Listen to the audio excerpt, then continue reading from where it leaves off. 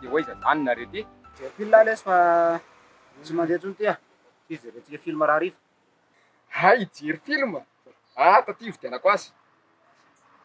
Zay zany. Mandofo dirana raha riva. Tady tsara.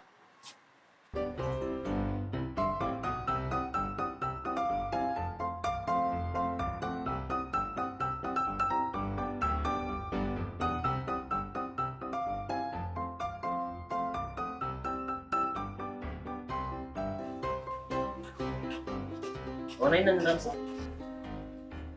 Misy pile. Pile? Mety amin'ity commande ty. Ay misy. Toby roa. Ay, izy biby.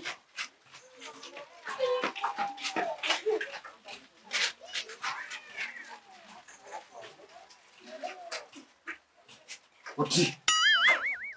Pile tsy mandeha koa namidin'le tava-tsokony ty anahy. Pile vaovao iny ramsa? Tsy mandeha eo aiza. Tsisy maneno. Ianao ramsa aza miadaladala fa pile mandeha tsara ameko anao teo. Aiza? Pile vaovao iny.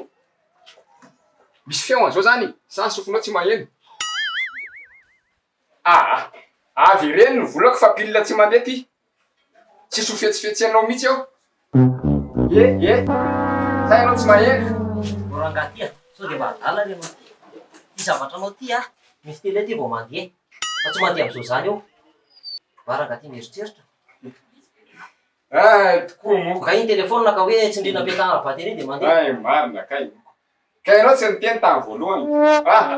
Azafady ana am'izay.